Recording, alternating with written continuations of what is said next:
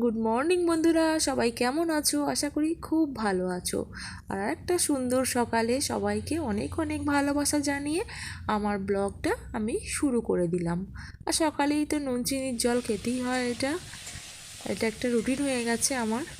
আর তারপরে এসে সমস্ত কাজ সেরে নিয়ে চলে এলাম রান্নাঘরে। রান্না টান্না করার পর এখনও অনেক কিছু করতে হবে, তো সেগুলোই তোমাদেরকে দেখাবো। তো চলো দেখতে থাকো।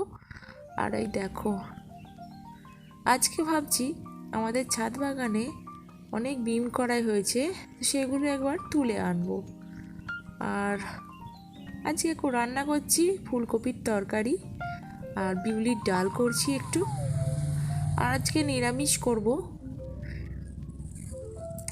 যেহেতু আজকে শনিবার, সেই জন্য আজকে নিরামিষ রান্না করব। আর যে ফুলকপির তরকারি আর বিউলির ডাল, আর এই দেখো আলুটা জল ভাপিয়ে রোজই আমি ফেলে দিই। আর একটু পালং শাকের তরকারি করব, আর কিছু করব না। আর এই দেখো আমি বিউলির ডালটা প্রেসার কুকারে চাপিয়ে দিলাম। আর ভালো করে ডাল আমি না ধুয়ে কখনো রান্না করি না। সব সময় ডাল, যে কোনো ডাল ধুয়ে তারপরে রান্না করতে হয়।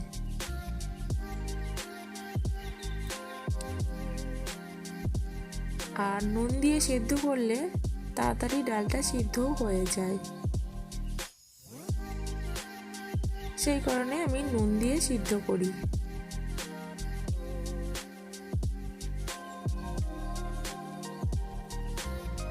আর এই সমস্ত কিছু আমাকে একা হাতেই করতে হয়।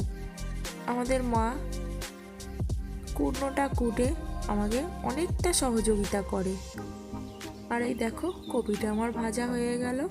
তো চলো রান্না বান্না করে নিই, তারপর আবার তোমাদের সাথে দেখা হচ্ছে। রান্না বান্নাটা ঝপাঝপ শেষ করে নিই, নাহলে টাইমে শেষ করতে পারবো না। তো বন্ধুরা, আমার রান্না বান্না এবার মিটে গেছে, তাই আমি তোমাদের সামনে আসতে পারলাম। তো দেখো কি কি রান্না করলাম। আর এই দেখো আজকে রান্না হয়েছে ভাত, বিউলির ডাল, ফুলকপি দিয়ে মটরশুঁটি দিয়ে আলু দিয়ে তরকারি, একটা নিরামিষ তরকারি। আর রান্না হয়েছে এখানে শাক হয়েছে, পালং শাক দিয়ে, ছোলা দিয়ে, আলু দিয়ে, বেগুন দিয়ে, শিম দিয়ে, মূলো দিয়ে একটা তরকারি হয়েছে।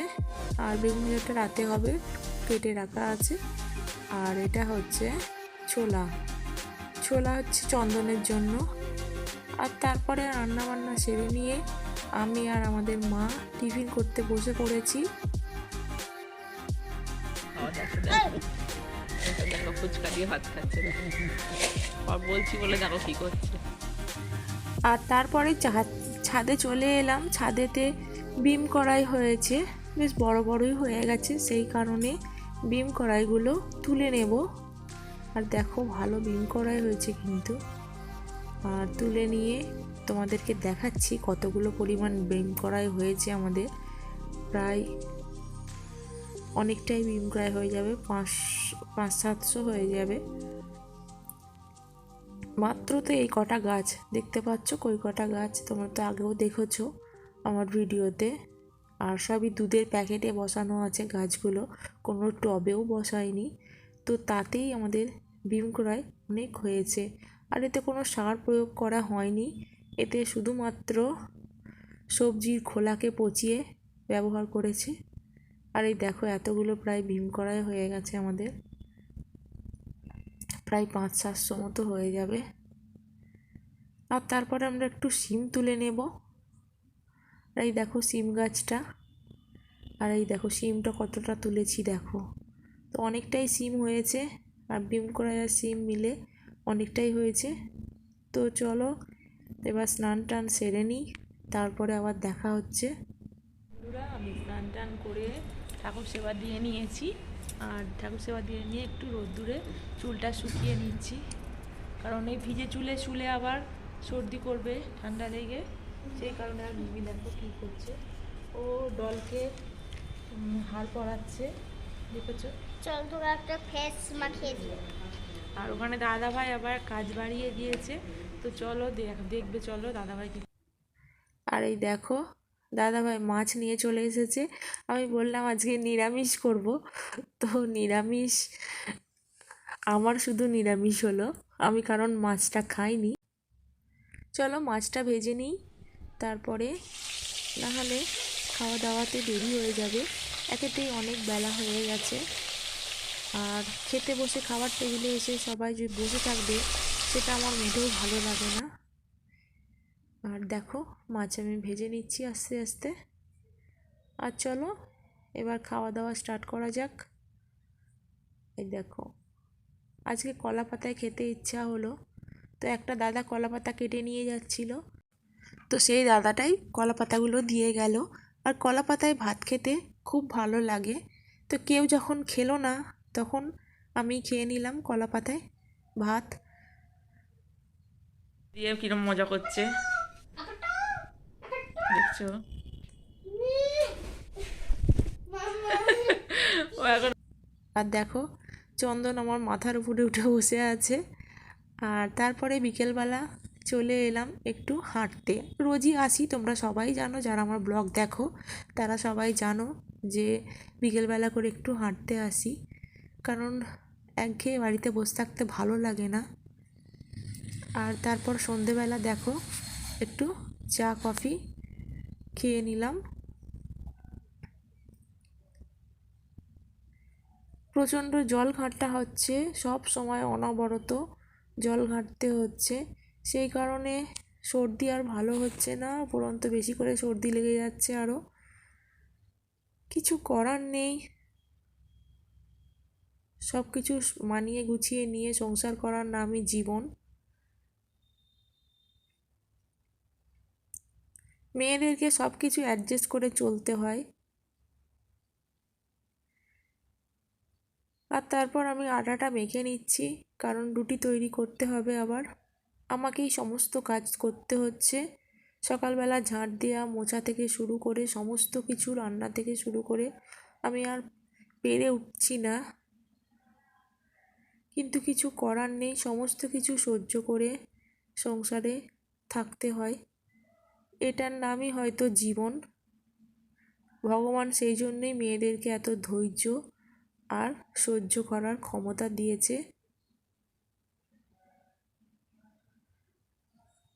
তো দেখো আমি রুটিগুলো করে নিচ্ছি একটু একটু করে, একাই বেলে একাই মেখে একাই সব কিছু করে।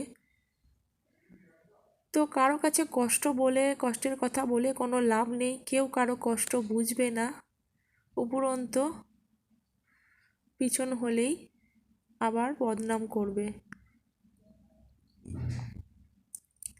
তো রুটিটা হয়ে গেল, তারপর আমি তরকারি চাপাবো। বাড়িতে লোক আছে অনেকই, কিন্তু কাজ করবার কেউ লোক নেই।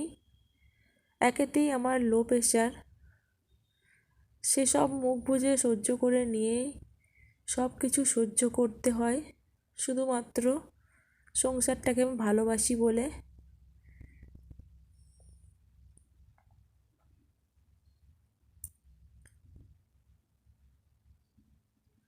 আর সংসারে ভালোবেসে থাকি বলেই এত কিছু সহ্য করা।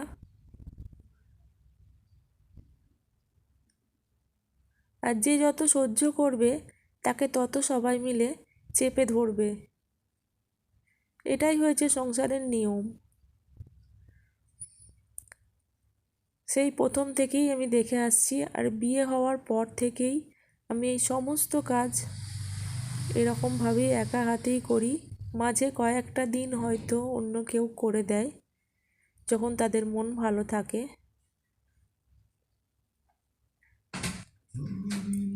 আর দেখো আমি বেগুনটা ভেজে নিয়ে আর তরকারিটা চাপিয়ে দিচ্ছি। তো আজকে একটু আলু ছেঁচকিই করলাম, আর কিছু করতে ভালো লাগছে না। সারাটা দিন প্রচণ্ড পরিশ্রম হচ্ছে এখন, আর শরীরে পারছি না। তো আমি বাপের বাড়ি চলে গেলে চলে যেতে পারি, কিন্তু সব কিছু সহ্য করার নামই হচ্ছে জীবন, সেটাই আমি শিখে এসেছি। সেই কারণেই এইভাবেই সংসার করে যাচ্ছি।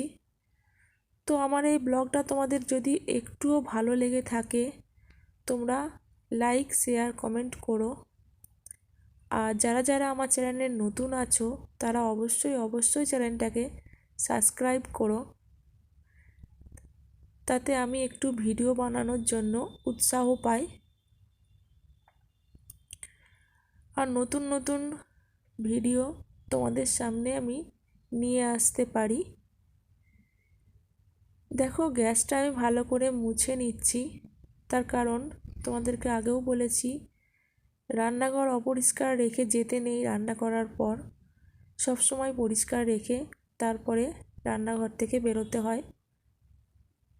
এটা আমি ছোটোবেলা থেকেই জানি, ছোটোবেলা থেকেই শিখে এসেছি। আর আমার সমস্ত কাজ হয়ে গেল, গ্যাসের সিলিন্ডার অফ করে দিয়ে এবার আমি চলে যাচ্ছি নিজের ঘরে একটু রেস্ট করব বলে। তারপর জানি না কপালে কী আছে। তো চলো আজকের মতো এটুকুই, টাটা, ভালো থেকো।